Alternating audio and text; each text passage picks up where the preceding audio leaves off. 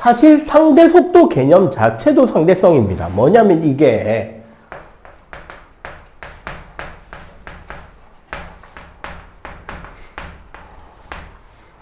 갈릴레오가 이야기했던 상대론이에요. 이제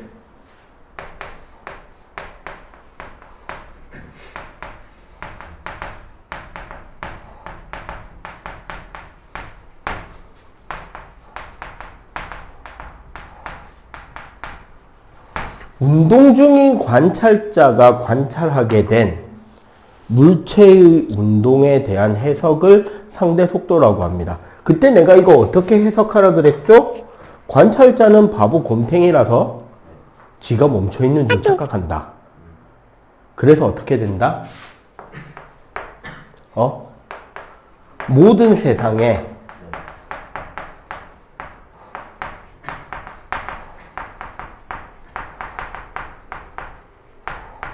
관찰자의 속도를 빼서 역지사지 해주자. 역지사지 하자.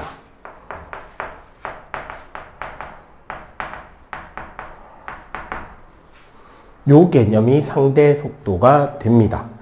요게 이제 직선상이면 그냥 우리가 보통 중학교나 초등학교 때 수학 선생님이 벡터 개념을 숨겨놓고 가르쳐주는 그 풀이로 풀어도 돼요.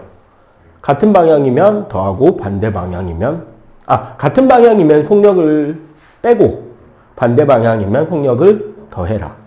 사실은 다 빼라죠. 그래서 상대 속도 벡터는 V 대상 속도 빼기 V 관찰자 속도로 나타난다인 건데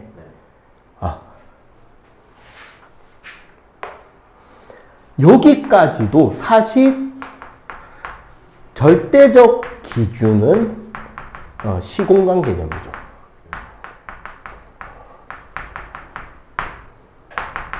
그러니까 쉽게 말해서 시간 개념과 좌표 공간 개념이 변화하지 않는 범위 하에서 관찰자가 하나의 새로운 좌표 기준축이 되고, 즉 좌표 원점이 되니까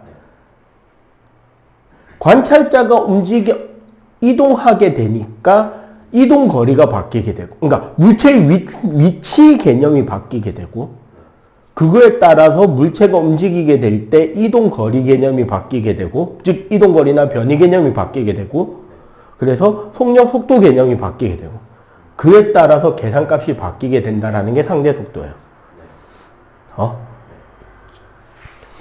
자, 그래서 이때에도 사실 상대성 원리가 적용됩니다. 모든 관찰자에 대해서 물리적 법칙은 동일하게 적용하자.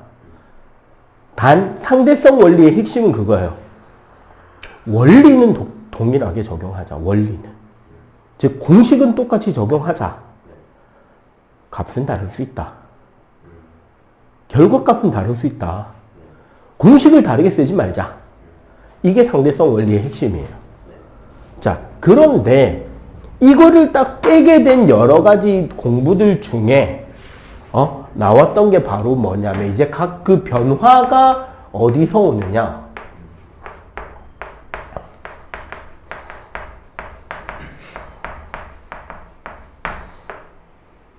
광속에 대한 측정 실험에서 옵니다.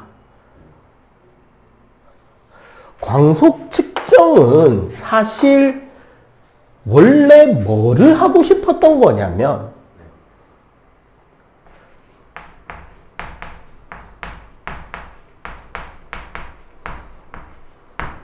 에테르의 존재 확인이에요. 여기서 말하는 에테르는 우리가 말하는 유기화학에서의 에테르가 아닙니다. 그러니까 알킬, 산소, 알킬기로 이루어져 있는 유기용매 에테르가 아니고, 여기서의 에테르는 오히려 그 마블 시네마틱 유니버스에서 나오는 그 토른의 세계관에 있는 에티얼, 그 오브 아래 있는 그 개,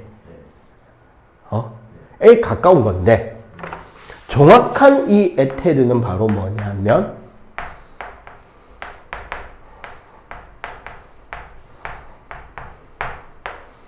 빛은 파동이잖아. 매질은? 빛의 매질이 있느냐에 대한 고민이었다. 뭐냐? 빛을 전달하는 매질은 무엇이냐? 그 매질의 존재를 확인해야 된다. 에 의해서 출발한 거였어요. 이걸 확인하려면 광속을 재보자해서 온 거였다. 그래서 나온 여러 가지 방법들 중에 이제 가장 크게 나온 개념 중에 하나, 이제 가장 확실하게 측정을 해보려고 했던 게 바로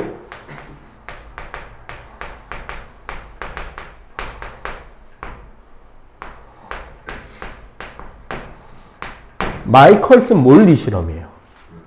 얘는 어떤 실험 장치를 짜냐면 반거울이라는 거와 회절 개념을 활용합니다.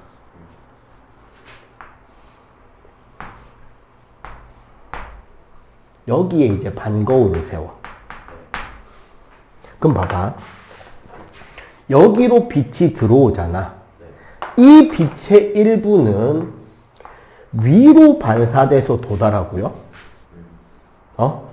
이 빛의 일부는 여기로 반사돼서 도달하는 거야. 그런데 문제는 뭐냐? 우리 지구는 지금 우주 공간을 공전하고 있죠. 지구가 우주를 공전하고 있을 때, 그럼 공전에 의해서 만약에 우주 공간 전체에 지금 빛은 진행해 오고 있잖아. 진공인 줄 알고 있는 우주지만 태양빛은 지구까지 오고 있잖아. 그럼 지구는 태양을 중심으로 공전 중이니까 결국 우리 지구는 이런 환경에서 상대적 운동으로 에테르의 흐름이 있겠죠. 그러면 요 부분에서는 그 에테르의 흐름이, 이거 사실 수학에서 종종 나오는 건데, 똑같은 거리를 지날 때 평균 속도에 대한 공식 개념이 바뀌잖아. 뭐냐면 이거죠. 자, 강이 있어. 강폭의 길이가 L이라고 칩시다. 이 강의 유속이 V0고 원래 정상적으로 달리는 이 보트의 배의 속도가 V. V가 충분히 V0보다는 크긴 해요. 이때 이 보트가 이 강을 최단거리 수직으로 왕복하기 위해서는 실제 이 배는 어떤 경로를 택해야 되냐면 요 경로를 택해야 되죠. 요 경로를 택할 때 요 길이가 뭐? VT가 돼야 되고, 그때 여기서 내려오는 요 길이가 V0T가 되고, 요 강폭이 L이 되는 경로로 속도를 잡아서 이 V의 속도, 여기서 요 L로 V0, 그래서 여기서 평균 속도로 왕복하게 되지. 그럼 여기서는 이렇게 수직 평균 속도 공식이 나올 거 아니야. 그럼 얘는 V평은 루트 이렇게 나오게 돼요. 그지? 그런데 똑같은 L에 대해서 요렇게 갈 때는 V 플러스 V0로 가고, 여기서 요렇게 갈 때는 V 마이너스 V0로 움직이게 되잖아. 그러면 요렇게 움직이는 요 두 속도의 평균 속도를 구할 때는 이 두 속도의 조합 평균으로 나옵니다. 계산해 보면. 평균 속도를 졸라 구해보면 나 이거 조합 평균이에요. 요거 두 개, 얘를 A, 얘를 B라고 하면은 A 플러스 B분의 2AB로 해가지고 계산식 대입 때려박아서 계산하면 나와요. 뭐 식이 나오겠죠. 평균 속도가. 그게 조합 평균으로 나온단 말이야. 그럼 쉽게 말하면 얘 평균 속도랑 얘 평균 속도는 같을 리가 없죠. 뭐가 있다면 에테르가 있다면. 그러면 같은 속도가 없으면 어떻게 돼야 되냐? 여기서 간섭 무늬가 나와야 돼. 요 네모판을 회전시키거나 돌림에 따라서 속도 차이가 생길 거니까 요 부분에서 빛의 세기가 간섭이 떠야 돼요. 파동이니까. 그런데 안 떠. 여기서 핵심은 안 떠. 간섭이 안 뜬다는 건 무슨 소리다? 에테르는 없다. 에테르가 없다라는 말은 동시에 이런 말도 되는 거죠. 빛의 속도는 변하지 않는다. 빛의 속도는 어느 쪽으로 움직이더라도 지구가 공전하던 중이라도 지구가 어느 정도 충분히 빠른 속도로 움직이고 있음에도 불구하고 어느 방향으로 움직이든지 간에 속도의 변화는 없다. 그래서 여기서 나오는 개념이 특수상대성 두 가설 중에 하나가 나오는 거죠. 특수상대성은 이제 특별한 케이스의 상대성이라고 생각하시면 돼요. 뭐냐면 관찰자가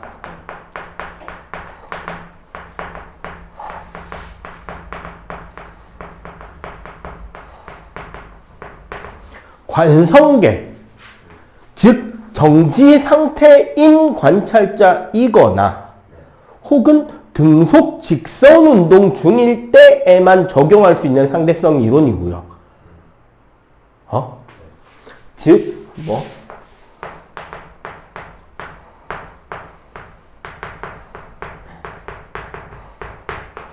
일때 두 가지 가설을 바탕으로 해서 추론하는 거예요. 첫 번째가 상대성 원리.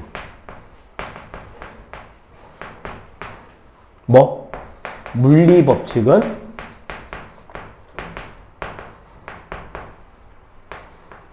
동일하게 적용될 것이다. 적용되어야만 한다. 두 번째,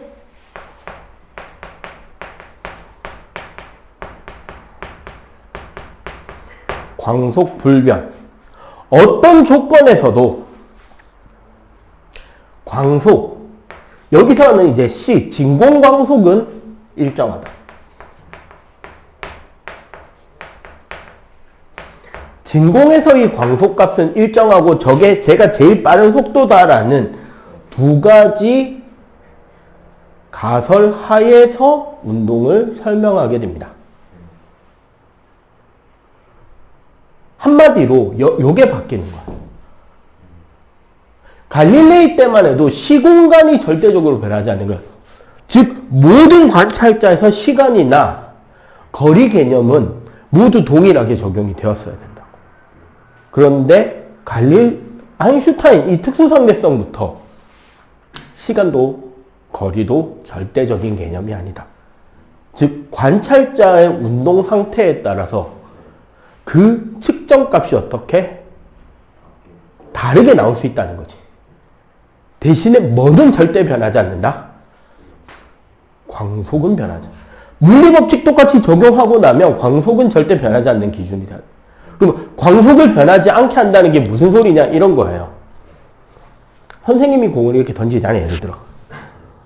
정지 상태에서 있는 힘껏 전에 컨디션 한참 좋을 때 공을 던졌더니 한 88km, 90km까지 던져봤어요. 그 부산에 있는 여러 구속을 재는 장치가 있는 곳 중에서 제일 속력을 짜게 주는 그곳에서 공을 던졌을 때 90까지 찍어봤거든. 이제는 이제 하도 안 던져서 몸이 상해서 이제 그까지 안 나오는데 어쨌거나 90까지 던져봤어.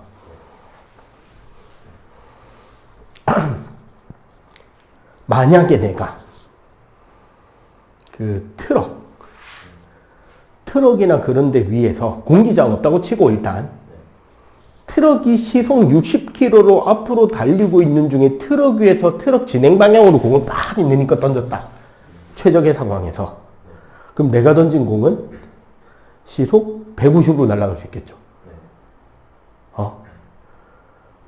그럼 반대로 트럭이 시속 90으로 달리고 있는데 내가 트럭 뒤쪽을 향해서 시속 90으로 공을 던졌다. 그럼 그 공은 어떻게 되게? 이거 옛날에 스펀지에서 한 적이 있습니다. 초고속 카메라 동원해서 시속 90km로 세팅한 배팅 그 피칭 머신 있잖아. 피칭 머신을 트럭 위에 싣고 그 픽업 트럭을 시속 90km로 달리게 한 뒤에 어느 시점을 딱 지나는 순간 공을 팡 쐈어. 공이 그대로 장인학했어요. 이거 우리 상대속도 개념으로 이야기한 거잖아. 당연히 우리는 그럴 것이라고 생각을 하잖아요. 그지? 그런데 이게 광속 부근으로 가면 이게 적용이 안 된다는 거야. 그러니까 이런 경우 생각해봐. 예를 들어 진짜 이제 우리가 스타워즈의 시대가 됐어. 이제 막 전투기들도 광속에 막 몇십 % 가까이 기동이 가능하고 그런 상태에서 모든 전투기의 병기는 레이저포야 이제. 광속의 30%, 광속의 50%로 달리는 전투기가 전방의 적을 향해 레이저포를 쐈어. 그럼 레이저포의 그 레이저의 속도는 광속의 막 150%로 날아갈까? 아니면 광속의 한 60%로 도망가는 전투기가 뒤를 향해 레이저포를 쐈어. 그럼 이 레이저는 광속의 40%의 속력으로 뒤로 날아오나? 아니고 그냥 둘 다 광속이라는 겁니다. 그럼 예를 들어 DC 히어로 중에 플래시라고 하는 히어로가 있죠. 그 저스티스 리그에 속해 있는 이제 각종 온갖 덕력이 다 터져 나오고 있죠. 걔는 광속으로 달릴 수 있는 놈이에요. 아니, 일부 영화에서는 광속 이상도 내죠. 그래서 타임머신이 돼버린단 말이야. 말도 안 되는 설정이긴 합니다. 물리학적으로 안 돼요. 말하니까 되는 거야. 그럼 얘가 쉽게 말해서 레이저 포인트를 누르면서 뛰잖아. 그러면 뭐를 볼 수 있냐면 날아가고 있는 빛의 첨단을 자기가 보면서 뛸 수 있는 거야. 왜? 자기는 빛과 나란하게 같이 달려갈 수 있지. 그러면 달려가면서 거울을 꺼내서 자신을 보면 자신의 얼굴이 비쳐 보일까요? 그렇죠. 아니요가 되는 거예요. 요 개념이 광속 불변의 개념이에요. 사실 이것 때문에 소리에서는 이것 때문에 소닉붐이 생겨요. 내가 내고 있는 소리를 내가 찍고 나가야 되는 거예요. 그럼 이 앞에 음파들이 쌓인 음파의 중첩에 의한 밀도벽을 내가 찍고 나가야 되니까.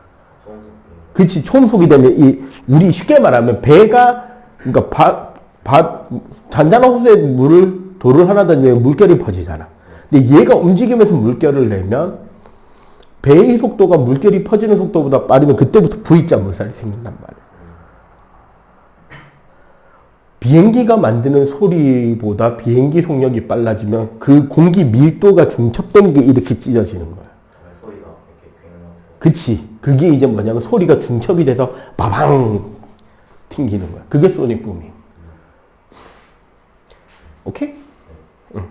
요런 개념이 일단 가설입니다. 특수상대성의 양대 가설까지 간단하게 이야기를 했어요. 그리고 이제 좌표계라는 개념은 그냥 간단하게 생각하면 돼요. 관찰자를 기준으로 모든 관찰자는 자기 세상에 살고 있는 거예요. 그러니까 물체의 위치에 대한 개념을 생각해봐. 예를 들어서 네 볼펜이 어디 있냐라는 것을 질문하면 이제 보통 이런 식으로 이야기해요. 책상 위에 있는 노트 바로 위, 표면 바로 위라고 이야기해요. 그러니까 기준, 방향, 거리가 항상 위치를 표현하는 세 가지잖아요. 그게 결국은 방위 벡터란 말이야. 너희 학교에 니랑 가장 절친인 친구 너희 반에 네 절친 친구의 자리는 어디냐? 내 자리에서 옆으로 몇 칸, 앞으로 몇 칸. 아니면 몇 도 방향으로 몇 칸. 그 이제 네 위치를 원점으로 잡아서 좌표축 잡고 있는 거죠, 결국은. 데카르트가 잡은 그 좌표가 결국은 뭐야? 너를 원점으로 하는 좌표 평면 공간 좌표를 교실에다 잡아놓고 어디 칸에 몇 콤마 몇의 위치에 걔가 있습니다라고 이야기하는 거잖아. 그런 거예요. 관찰자가 좌표축의 원점이라고 생각하는 게 좌표계인 거예요. 그냥 걔가 바라보는 세계상의 위치. 그냥 어렵게 생각할 건 아니고. 그러면은 관성좌표계다. 그럼 관찰자가 무슨 운동 중이다? 관성 운동 중이다. 즉 정지거나 등속 직선 운동 중인 거다. 그러면 가속 좌표계다. 그럼 관찰자가 그치 가속 운동 중이다. 그러면 그 가속 좌표계에서 우리가 전에 이야기했잖아. 관성력. 관찰자가 가속 좌표계이기 때문에 만들어져야 되는 가짜 힘. 요렇게 이해를 하면 그때 배운 개념하고 지금 배우는 개념이 연결이 되겠죠. 이해가 되지? 요거 간단하게 정리하고 이제 특수상대성 이론에서 나타나는 현상들 하나하나 배울게요.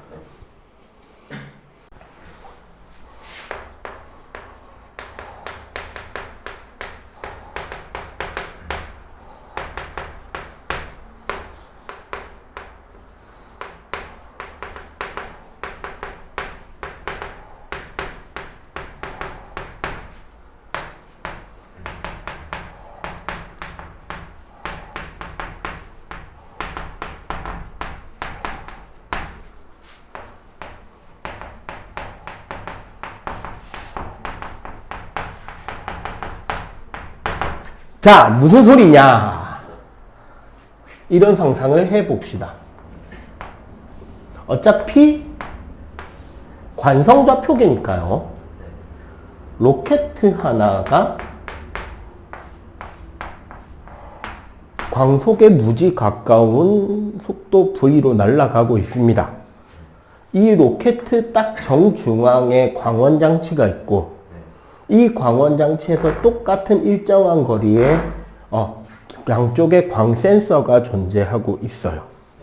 네, 똑같은 거리에 광센서가 존재하고 있습니다. 자, 이 가운데 광센서에서 양쪽으로 동시에 빛이 출발을 할 거예요. 이 안에 타고 있는 관찰자가 볼 때는 여기 A 센서와 B 센서에 빛이 동시에 도달하겠죠. 그지? 그런데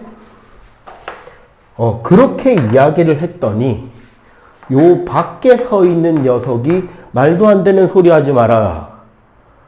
A가 먼저 도착했다라고 이야기를 합니다. 왜냐하면 빛은 지금 여기서 출발을 했다. 그리고 빛이 날아가는 시간 델타 t 동안 이 로켓은 요 원래의 위치에서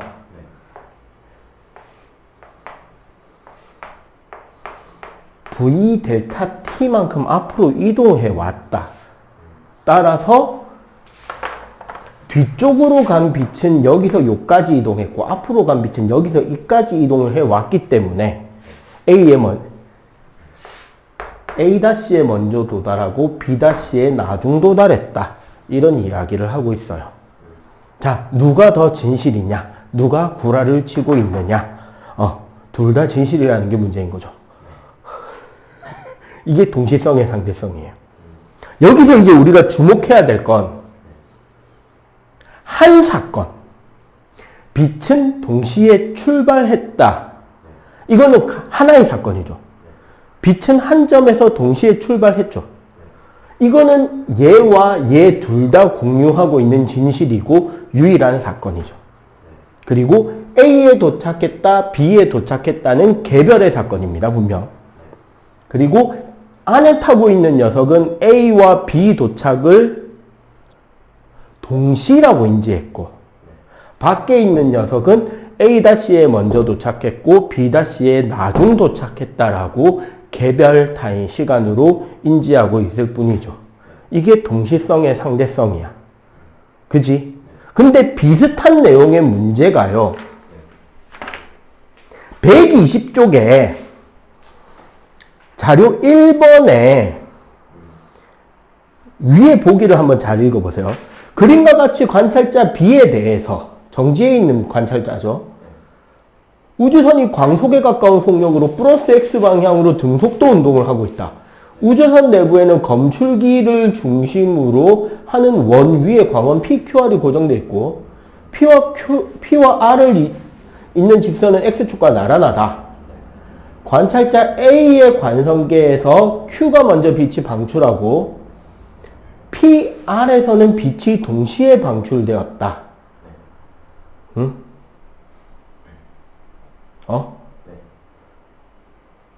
B의 관성계에서 PR에서 방출된 빛이 검출기에 도달하는 시간은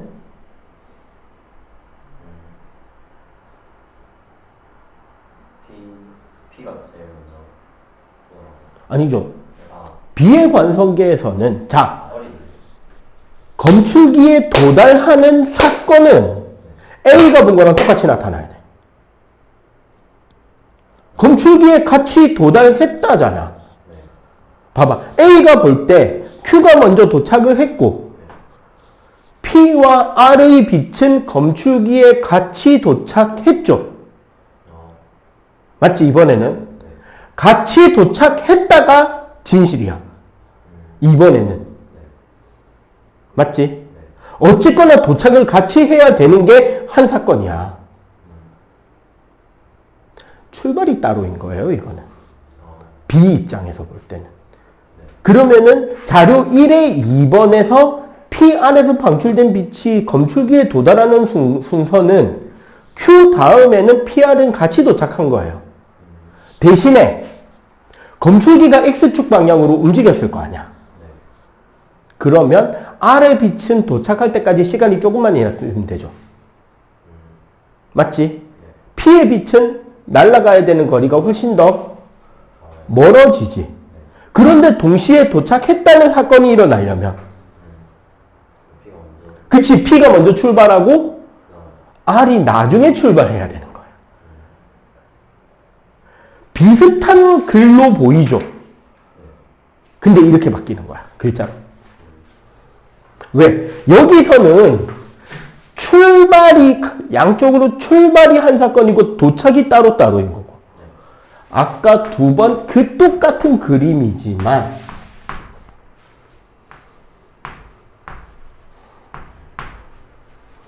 이 사건에서는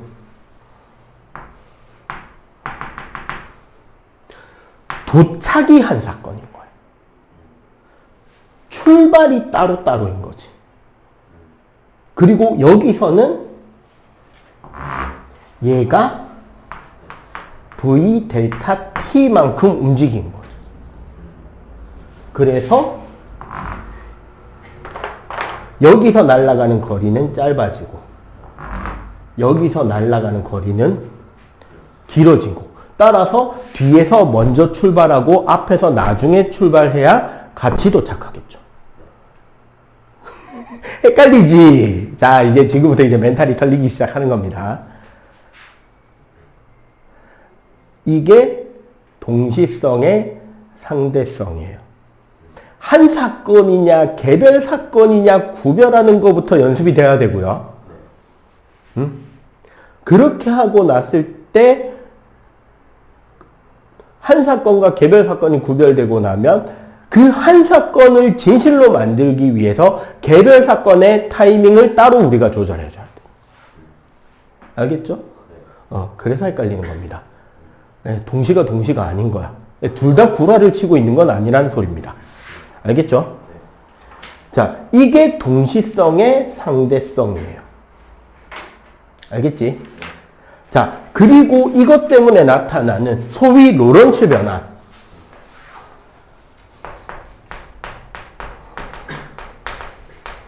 시간 수축, 거리 팽창, 그리고 결론적으로 그냥 질량 증가. 자, 시간 수축, 거리 팽창, 질량 증가. 여기서 길이 시간 지연. 잘못 적었네. 시간 지연, 거리 수축, 질량 증가. 한마디로 누가 고르냐?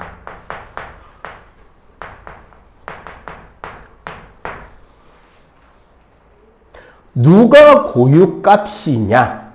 누가 고유값이고 누가 정지값이냐에 대한 판단이 중요한 포인트가 여기에요. 근데 일반적으로 고유값과 정지값에서 시계는 로켓에 있고요. 거리는 정지한 놈이 보고 있는 거예요. 응? 자, 시간 지연. 자, 시간 지연. 여기서 나오는 게 이제 우리가 로런츠 변환식이 됩니다. 자, 요거 한번 봅시다. 자, 로켓 안에 시계가 있어요. 그럼 로켓 안에서 일어나는 빛의 왕복을 잰다면 로켓 안에서 왔다 갔다 하는 빛으로 생각할 때 얘가 고유 시간이 되겠죠. 그리고 빛의 속력은 광속이 C일 거고 로켓 높이가 H잖아. 그러면 여기서 뭐가 된다? T는 시간은 속력분의 거리가 되잖아요. 그러면 뭐가 된다? 그러면은 T 고유는 C분의 EH가 되죠. 그냥 깔끔하게. 맞지? 왜? 여기서 빛이 왔다 갔다 하는데 걸리는 시간을 재는 거니까요. 맞지? 그런데 문제는 이 로켓은 졸라 빠른 V로 날아가고 있고 이거를 밖에 관찰자가 실제로 관찰을 하게 되면 이 로켓 안에서 실제 빛이 움직인 경로는 이렇게 움직여야 돼. 그럼 여기가 H가 될 것이고, 그지? 요 길이는 2분의 1 CT. 여기서 요 길이가 2분의 1 VT가 되겠죠. 로켓 속력이니까. 왜? 여기서 여기까지가 VT일 거 아니야. 맞지? 요 삼각형에서 결국 뭐를 한다? 피타고라스를 하는 거예요. 응? 그래서 요 삼각형의 피타고라스를 하면 2분의 1 CT 완전 제곱은 2분의 1 VT 완전 제곱 플러스 H 제곱이고 요거를 싹 정리해서 이걸로 정리를 하잖아. 정리 과정은 그냥 생략할게요. 그냥 심심하면 한번 해보든가. 복잡하지는 않습니다. 그럼 어떻게 되느냐? T는 T 고유가 들어가고 요거 억지로 묶어내면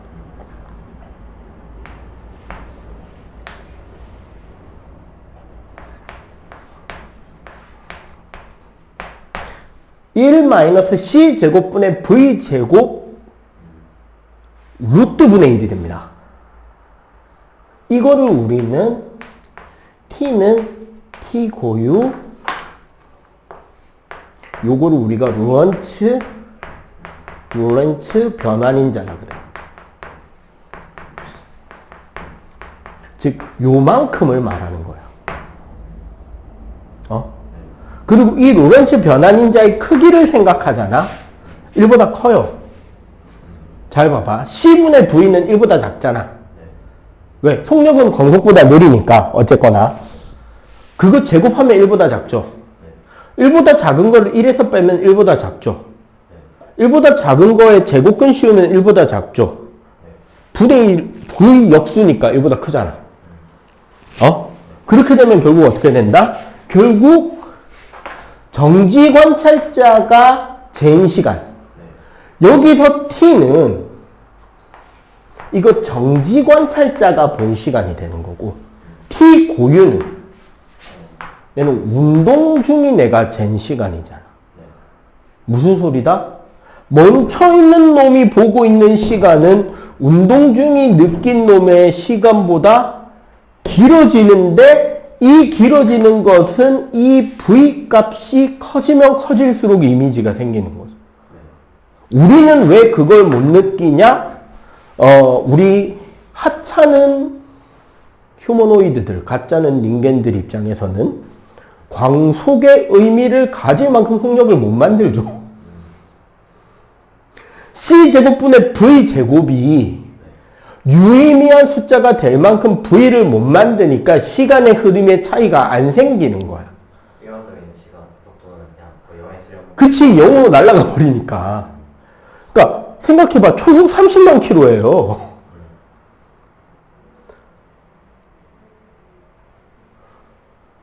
태양계 탈출 속도가 초속 얼마더라?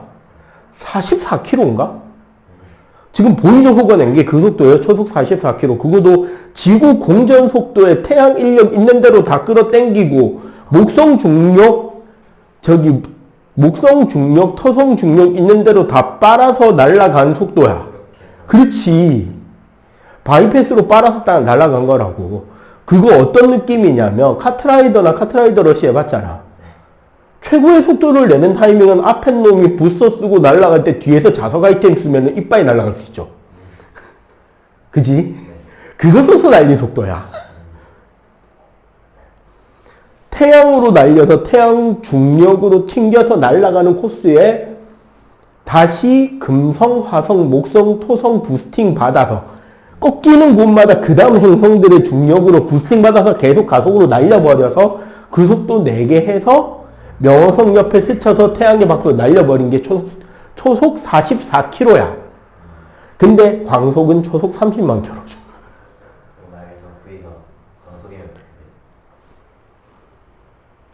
생각해봐. 그러면은 0분의 1이죠? 우리 극한에서 0분의 1은 얼마죠? 왜 정의 안 해? 무한이죠. 시간이 정지하잖아.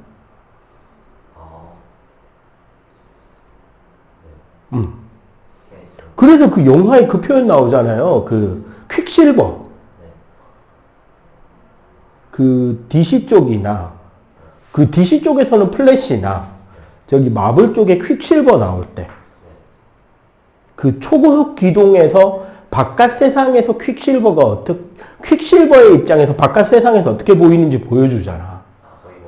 그치. 밖에서는 멈춰있고 퀵실버 혼자 움직여 다니잖아. 그 상황이 되는 거야. 그럼 상대적으로 보면 바깥에서 그 사람은 안 보이나요? 거의 안 보이는 것처럼 순간이동 해버리죠. 요렇게 돼요. 이게 극단적으로 나와서 이야기하는 게 독서할 때나 우리가 많이 읽어보는 특수상대성 이론의 사실은 잘못된 적용이긴 하지만 가장 무난하게 우리가 이해하는 그 내용, 쌍둥이 패러독스입니다. 쌍둥이 2명 중에 한 놈을 로켓에 태워서 우주여행을 시키고 지구에 데려왔더니 지구에 있는 놈이 늙어 죽었더라. 이거 이제 그냥 등속도 운동으로 우주여행 시켰다 그러면 특수상대성이 되는 거예요. 가속 운동 시키면 일반 상대성이 되는 거예요. 응? 시간이 다르게 흐른다고. 그러니까 봐봐. 얘가 커지면 커질수록 얘한테 1년이었던 시간이 얘한테는 수십 년이 될 수 있다는 거야. 밖에 있는 정지한 놈한테는. 그럼 봐봐. 얘는 나는 우주여행 5년 했어요. 근데 지구에 있는 놈은 얘가 간지 30년이 됐는데 왜 안 오지? 하고 있는 거야. 그런 배합이 가능한 시간이 된다고요. 좀 이따가 실제로 일어나는 측정 예시를 하나 들어줄 겁니다. 요건 이해가 됐죠? 자, 일단 요거 때문에 자, 거리 수축이 어떻게 되느냐? 바로 설명 들어갈게. 거리 수축은 그림이 간단해도 되거든? 자, 봐봐. 여기 A별이 있고 여기에 B별이 있어요. 자, A별에 있는 사람은 AB 사이의 거리를 L0, 즉 고유 거리로 보고 있겠죠. 로켓 타고 있는 사람은 이 로켓의 속도 V로 날아가고 있고 얘는 자기가 고유 시간으로 보고 있겠지. 얘가 느끼는 이 거리가 L이 된단 말이야. 왜? 얘 좌표계가 아니잖아. 로켓 안의 거리가 아니잖아. 이 A에서 B별 사이의 거리는. 이해가 되죠? 그러면 식이 어떻게 바뀌느냐? 요만큼만 좀 지울게요. 그러면 봐봐. 근데 얘가 느끼는 시간은 t지. 그럼 로켓 안에 녀석, 밖의 녀석이 느끼는 개념은 L0는 VT가 돼요. 로켓 안의 녀석이 느끼는 개념은 L은 VT 고유가 돼요. 응? 그러면 요게 식이 어떻게 바뀌느냐? 우리 요 식에서 T 고유는 T 루런츠 분의 1로 가죠. 그럼 뭐가 된다? V T 루런츠 분의 1이 되지. 그러면 뭐가 된다? 결국 최종적으로 식이 어떻게 바뀌었다? L은 L0 로런츠 분의 1이 되죠. 그럼 뭐다? 아까 로런츠가 즉 L0 루트 1 마이너스 C제곱분의 V제곱으로 간 거잖아. L이 뭐죠? 얘가 느끼는 거리지. 얘가 느끼는 바깥 거리는 실제 거리보다 줄어줘. 거리 수축. 그러니까 졸라 빨리 움직이면서 바깥의 거리를 보게 되면 실제 거리보다 어떻게 적게 측정이 된다가 거리 수축입니다. 이 둘에 대한 실제 관측 예시는요. 뮤온이라고 하는 쿼크가 그 렙톤이 있어요. 뮤온이라는 렙톤이 있습니다. 전자하고 비슷한 정도? 네, 그 물리량을 가지고 있고요. 전하급도 역시 마이너스입니다. 얘가 어디서 생성되냐면요. 대륙권 궤면 부근, 성층권 하단 대륙권 궤면 부근에서 자외선 등등 여러 가지 그런 하전 입자들 때문에 보통 생겨요. 그러면 10km 내외에서 생겨요. 그리고 얘 속력은 0.99C에 가깝습니다. 거의 0.98C에서 0.99C급이래요. 거의 광속이죠. 그럼 졸라 빨리 움직일 수 있지. 근데 얘 수명이 2 곱하기 10의 마이너스 10승세컨드에 가깝습니다. 거의 100만 분의 1000만 분의 100만 분의 2초, 1000만 분의 2초, 10의 9승, 10의 10승 뭐 그 정도 돼요. 근데 기억이 정확하게 안 나. 숫자 값으로. 그래서 그냥 순수하게 짠개식 계산을 치잖아. 얘가 날아갈 수 있는 거리는요. 600m예요. 해발고도 10,000m에서 생기는데 얘가 비행할 수 있는 거리는 600에서 800m야. 그럼 얘는 해수면에서 관측이 안 되는 게 정상이죠. 태평양에서 얘가 태평양 해수면에서 얘는 관측이 될까요? 안 될까요? 됩니다. 왜 될까요? 이제 이게 관찰자에 따라서 이야기가 바뀌어야 되는 거야. 우리가 정지된 우리 입장에서 뮤온을 보면 뮤온이 가지고 있는 시계가 천천히 돌아가는 거야.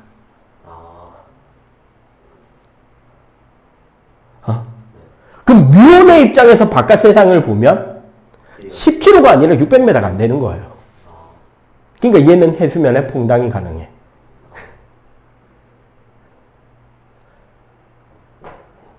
이해가 돼요? 얘가 저기 있네. 117쪽에. 뮤온에 대한 이야기. 그 대신에 이 거리 수축, 길이 수축은요, 움직이는 그 방향으로만 수축됩니다. 그리고 요게 SF 영화에 은근히 되게 표현이 잘 돼 있어요. 근데 그게 상대적으로 반대쪽으로 이야기를 표현해놔서 재밌어. 그 스타트렉 시리즈, 미드나 SF 영화 있죠? 그리고 우리 가디언즈 오브 갤럭시 시리즈에서도 이게 표현이 돼요.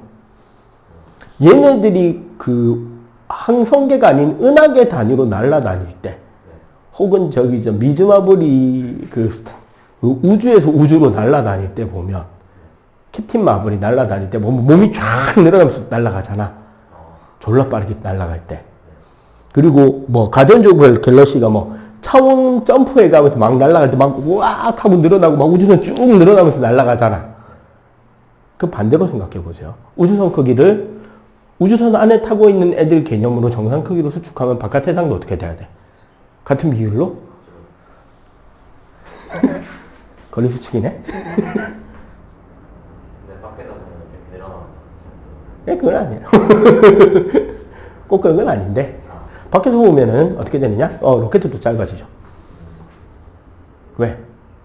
그러니까 그냥 개 시간이 다르게 흐르는 거라서 그래. 그런 건 아니에요. 그거는. 응? 자, 요 이야기를 하는 겁니다. 그리고 넘어가잖아. 여기서 더 넘어가면 질량의 에너지 전환 해가지고 요 뒤에 핵분열 핵융합 질량과 에너지 설명만 나오고 퉁쳐버리는데 원래 하나가 더 있어요. 질량 증가. 로런츠 변환 물 1에서 언급을 안 하는데요. 뭐가 하나가 더 생기냐면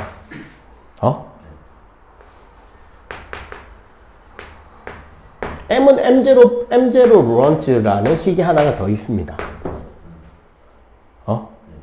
이건 뭐냐면 운동 질량은 정지 질량 로런츠예요.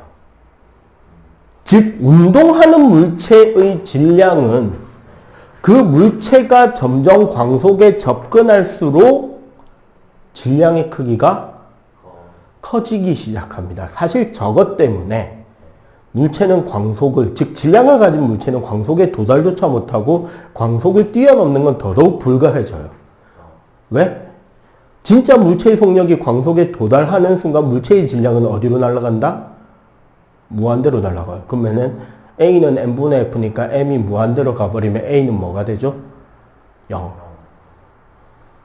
광속 초월이? 안 되죠. 요 세 개 이야기가 쓸데없는 이야기이긴 한데 무릉도원 이야기를 SF적으로 꾸미면 한 이야기 안에 다 들어갑니다.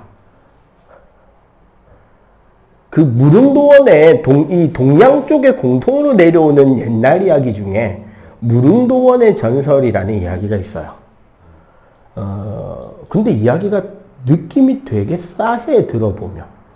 뭐냐면 그 병든 부모를 모시고 사는 되게 착실한 효자가 있었는데 다른 아이 친구들은 서당에서 공부를 해야 될 나이인데 얘는 집이 가난해서 서당에 다닐 돈도 없어서 마을에서 떨어진 숲에 가서 나무를 해다가 그 나무를 해다 파는 소년이었어요.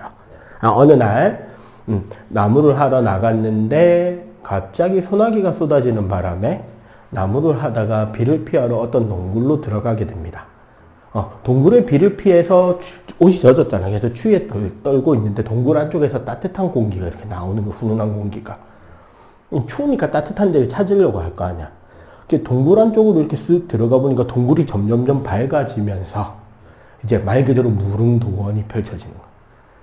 넓은 과수원 밭에 복숭아 나무가 쫙 깔려 있고 복숭아 과수원이 하나가 쫙 있는 거야. 동굴을 빠져나왔더니. 그리고 저기 그 원두막 같은 곳에 웬 신선 할아버지 두 분이 이렇게, 거기는 고누라고 돼 있는데 바둑하고 장기 비슷한 그런 놀이를 하고 이렇게 딱딱 두고 계시는 거야. 그래서 마침 비도 오는데 잘 됐다. 근데 왜 여긴 비가 안 오지 하면서 그 옆에서 이렇게 딱 이제 정좌하고 그 두는 걸 이렇게 구경하고 있었더니 그 신선 할아버지 중에 한 분이 야, 너 배 안 고프냐 하면서 대추를 이렇게 세 알을 꺼내 주시더래.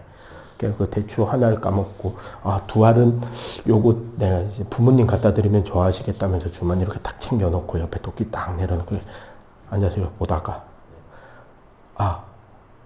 계속 이렇게 놀았다가는 큰일 나겠다. 부모님도 굶주리실 텐데 저 먼저 가보겠습니다 하고 인사를 하고 옆에 도끼를 딱 들어서려고 하는데 도끼 자루가 우지끔 부러지는 거야.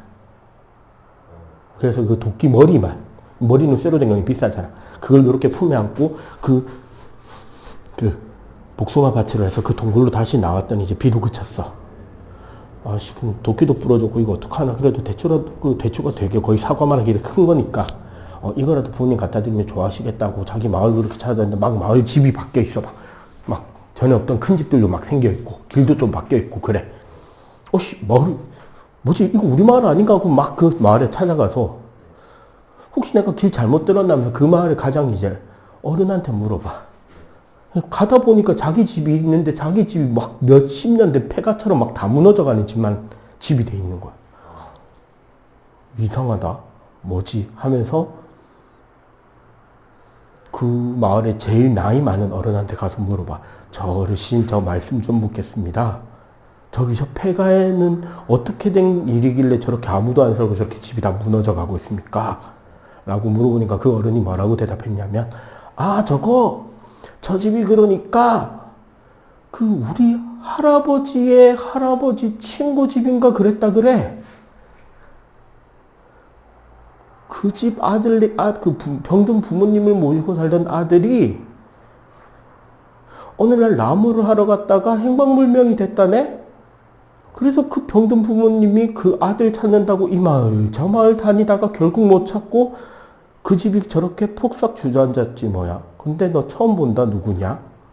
내가 네 할아버지야. 할아버지 친구다 이 자식아. 이게 이제 그 무릉도원 일하기의 각색인데요. 자, 여기에서 이제 몇 가지 가설만 설정하면 요 세 가지가 다 설명이 돼요.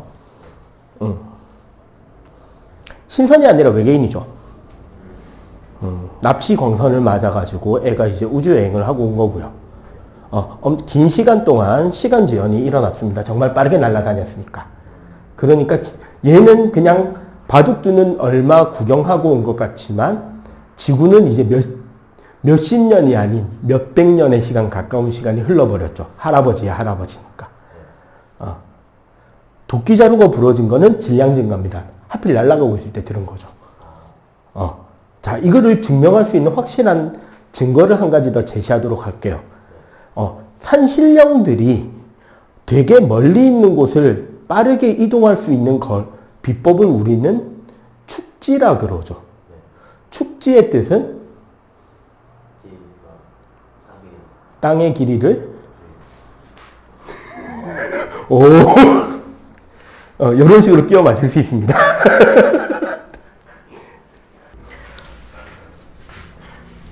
요만큼만 좀 배우고 갈게요. 아까 질량과 에너지에서 앞부분이 요겁니다.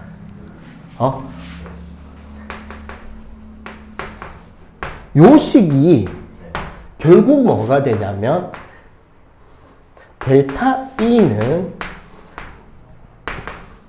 요 식하고 연결이 돼요. 결국 나중에 증명을 하면 요게 이제 뭐냐면 질량 에너지 등가 원리가 되는 거지. 질량 변화량의 광속 제곱 곱한 만큼이 에너지 변화량이 되는 거고, 요 개념에 한 가지를 더 이야기하자면 사실 우리가 통합과학 때도 언급이 한번 되는데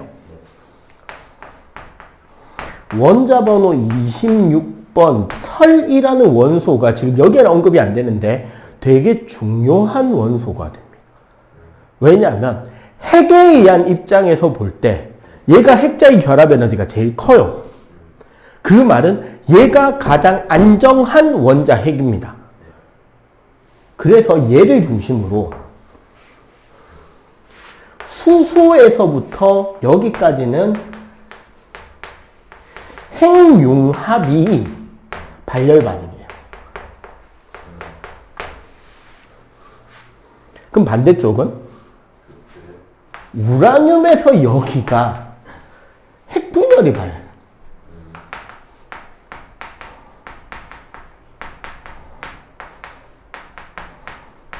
그러니까 별의 내부 입장에서 보자고.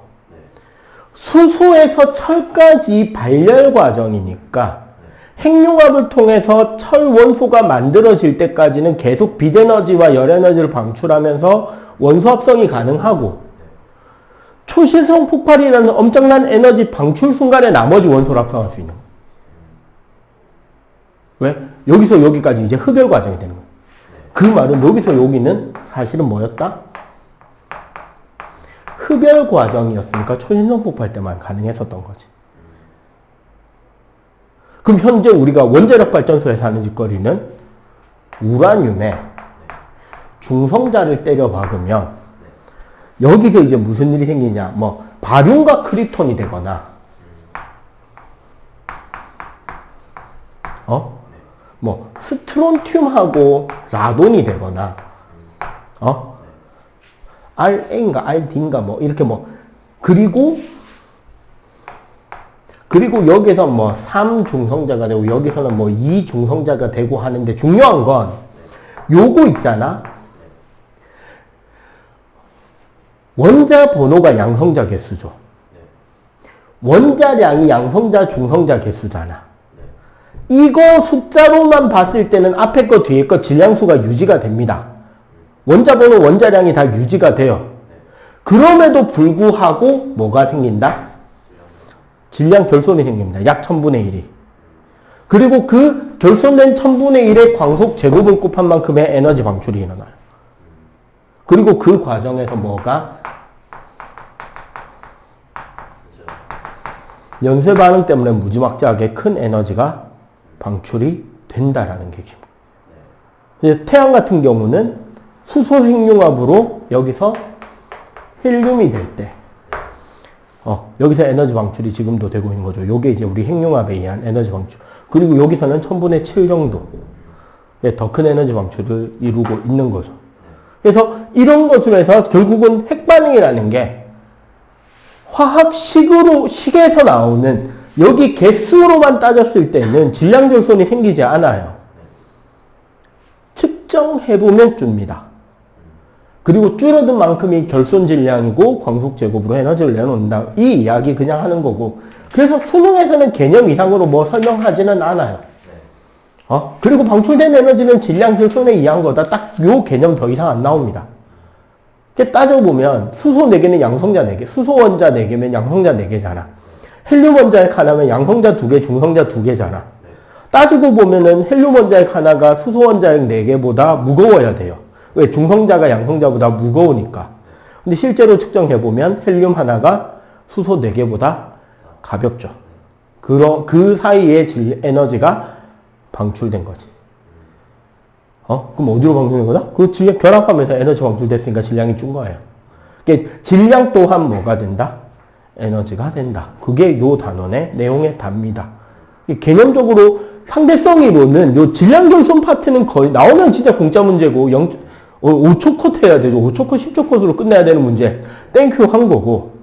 대부분은 아까 말한 그 시간, 지형, 거리, 팽창, 동시성, 상대성 요 개념으로 한 30초 컷에서 한 40초 컷 노려야 되는.